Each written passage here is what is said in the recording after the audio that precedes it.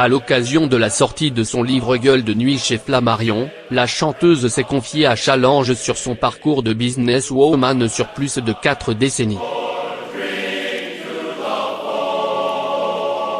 Ne m'appelez pas la reine de la nuit.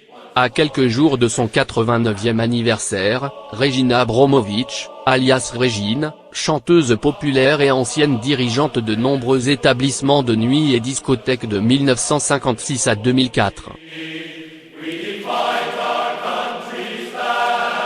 Se confie sur son parcours de femme d'affaires. Cette travailleuse acharnée a cédé son empire mais elle déploie aujourd'hui encore une activité intense. Elle vient de publier un livre Gueule de nuit, Flammarion, dans lequel elle dresse les portraits de personnages qu'elle a aimés de Simone Veil à Diane Barrière, en passant par Johnny Hallyday, Andy Warhol, Barbara et Michael Jackson. Les jukebox remplacés par des DJ.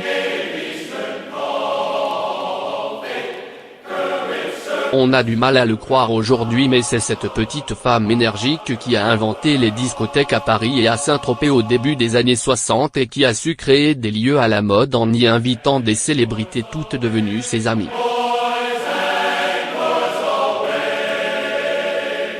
Elle a aussi imaginé des recettes qui restent aujourd'hui encore celles d'un métier qu'elle a imaginé et codifié. Pour avoir du monde, je commençais toujours par refuser du monde, ça créait une envie. J'installais toujours un tapis rouge et je filtrais sévèrement les entrées.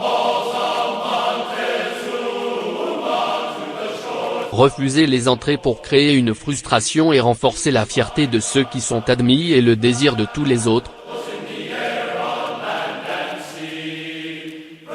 Personne n'avait encore osé un tel marketing, un peu brutal mais redoutablement efficace. Avant elle, il y avait des salles où l'on allait écouter des groupes et des boîtes où l'on écoutait de la musique en mettant des pièces dans un jukebox.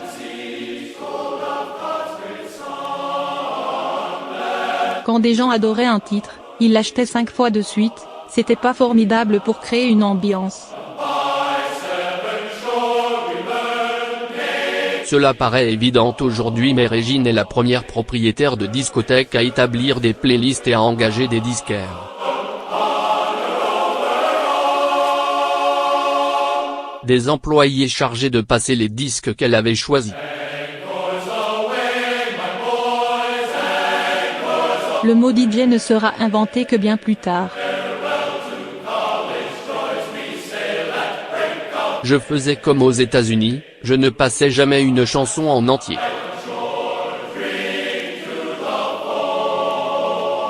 Une franchise mondiale.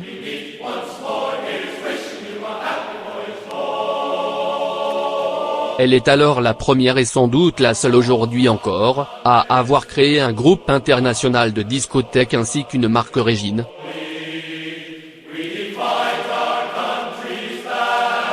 Décliné en franchise dans plusieurs pays et devenu synonyme de fête, de musique et de branchitude.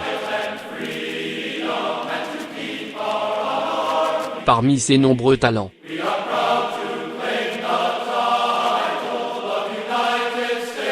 elle est alors capable de remplir plusieurs établissements chaque soir avec une foule savamment composée de gens riches et célèbres qui deviennent ensuite ses meilleurs ambassadeurs.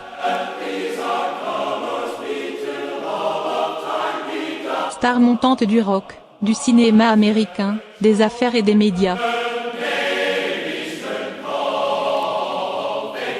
Elle doit alors se démultiplier, être partout à la fois, auprès des stars comme Mick Jagger qui viennent dans ses boîtes pour la voir et lui parler. La nuit est propice aux confidences ou aux états d'âme, mais aussi auprès de ses salariés, tout en inventant en permanence les nouveaux codes de la fête.